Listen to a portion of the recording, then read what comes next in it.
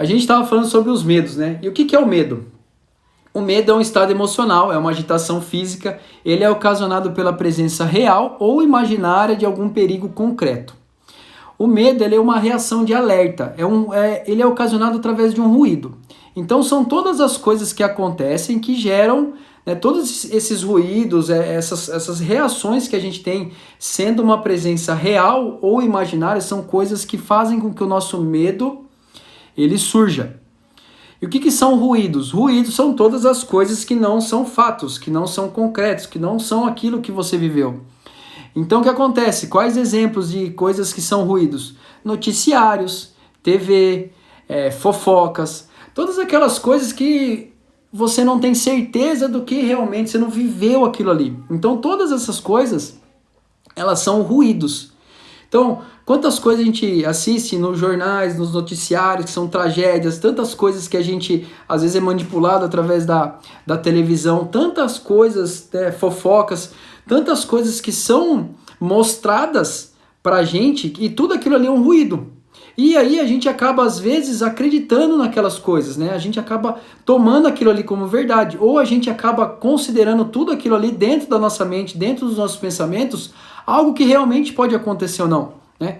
Quando você pega e liga o jornal, você vê que o filho matou o pai, o filho matou a mãe matou...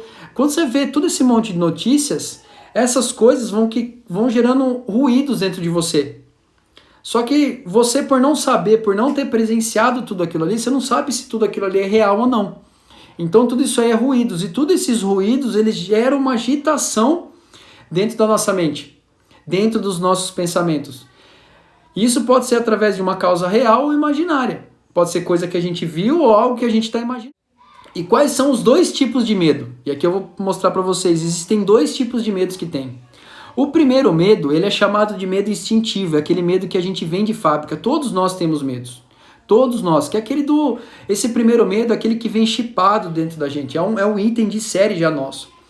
É aquele medo da sobrevivência, sabe? Aquele medo de um animal furioso tá vindo atrás de você, você vai sair correndo, você vai contra ele. Aquele medo mais instintivo seu, aquele medo que você... ele já vem dentro de você, não tem como você não tem como você alterar ele. Você pode dar um significado para aquilo ali, mas ele é um medo da reação. Quando algo acontece, quando você toma um susto, o que você faz? Quando você está andando por uma rua e alguém vem e te assusta, você já tem uma reação. Esse medo é aquele medo instintivo. Esse medo é um medo bom. Por que medo bom? Porque é um medo que vai te deixar sempre alerta. É um medo que ele te faz te preparar. Pensa comigo. Você tem uma apresentação para um grupo de pessoas da sua empresa, ou para pro grupo de pessoas que você está gerenciando. Você tem uma apresentação para fazer. Esse medo, ele vai te fazer se preparar, estudar mais, buscar mais conhecimento, buscar outras fontes, preparar um conteúdo mais bonito, preparar um conteúdo mais legal. Esse medo, ele vem numa forma de preparação para você. Agora, qual que é o problema? É quando o medo acorda você 3 horas da manhã, você super preocupado com a apresentação. Aquele medo é um medo da ansiedade. Então esse medo que é um medo instintivo, ele é um medo bom, porque ele faz a gente estar sempre alerta, ele faz a gente estar sempre preparado. Então ele é um medo que vem para nos alertar. É um medo que faz com que a gente se prepare para alguma coisa. E isso é bom, quanto mais preparado você tiver, melhor vai ser a sua performance. Só que tem um outro medo que é a bendita da desgraça, que ferra a gente. Esse medo é o medo que trava a gente, é o medo que paralisa, é aquele medo que a gente cria. A gente cria através do quê? Através dos ruídos, através dos alertas, através das coisas que a gente ou ouve, ou vê, ou sente. E esses ruídos, eles vêm através dos nossos sentidos, são coisas que vão paralisar a gente, são coisas que paralisam a gente. E aí que tá. Vamos entender um pouquinho mais. Todo mundo tem o medo.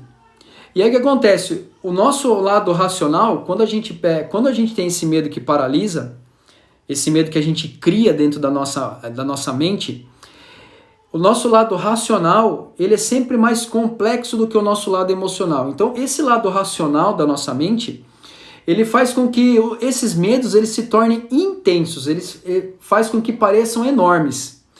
E aí que tá, se você pegar essa sacada aqui, ó, se você perceber que quando a sua mente está fazendo com que isso fique muito grande, Se você entender essa sacada e perceber a simplicidade se você conseguir transformar esse algo muito grande em uma simplicidade, isso pode te libertar. É você pegar esse problemão grande, esse medo grande que você tem e dividir ele em pequenas partes. Quando você divide ele em pequenas partes, você torna ele mais simples, se ataca em pequenos pontos. E quando você começa a atacar em pequenos pontos, você consegue atingir o seu alvo de uma forma muito mais fácil. Combate agora. O que é o combate? Como que a gente enfrenta esse medo, essas coisas que a gente tem?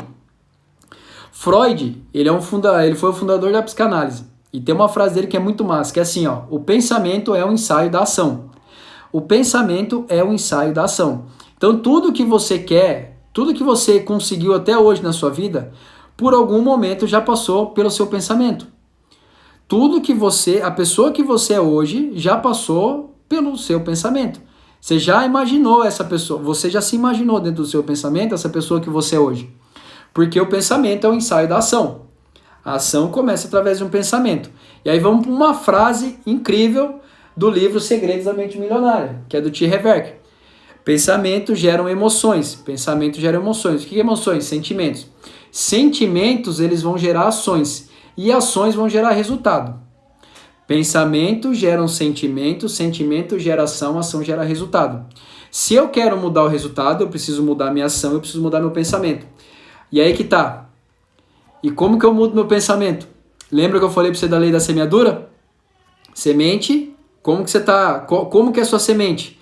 Dentro da sua terra. Você é um semeador. Com o que você está adubando a sua terra? Quais são os tipos de agrotóxico que você está usando? Porque lá na frente, quem planta colhe. Alguma coisa você vai colher. Então, quem muda os pensamentos? Os pensamentos não mudam pensamentos. O que muda o pensamento é o movimento. É o movimento ou ação. E aí que tá que eu vou contar um segredo para você aqui, ó. Você não é os seus pensamentos.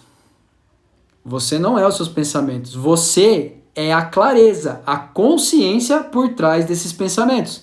Você é a consciência e clareza por trás dos pensamentos. Veio um monte de pensamento na minha cabeça. Eu sou esses pensamentos? Não. Eu sou a clareza e a consciência do que está por trás desses pensamentos, que é o bendito porquê.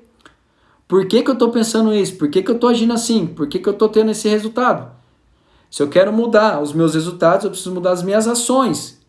As minhas ações são os meus comportamentos. Como que eu mudo os meus comportamentos? Mudando as minhas crenças. Quem são as minhas crenças? O meu conjunto de convicções, as minhas emoções, os meus sentimentos. Então eu não sou os meus pensamentos, mas eu sou a clareza e a consciência por trás desses pensamentos. Atrás de todo problema sempre há uma recompensa. Por quê? A recompensa não é o problema não está aqui, a recompensa está do outro lado, é na mesma linha. Porque quando um problema surge, a solução já é o problema. Percebe? O problema apareceu. Qual que é a solução do problema? É o próprio problema, você solucionar aquilo ali. E o que vem por trás do problema? A recompensa. Então a gente não tem que amar o problema, que são os nossos medos no caso. A gente tem que amar o que está na frente dos problemas, são as recompensas. A gente tem que amar as recompensas. Como que eu faço para manter mais tempo, né, no meu lado, para mim ter mais clareza e consciência, né, dos meus pensamentos? É você estando no agora. E aí como que funciona? Não existe uma regra, mas pensa assim,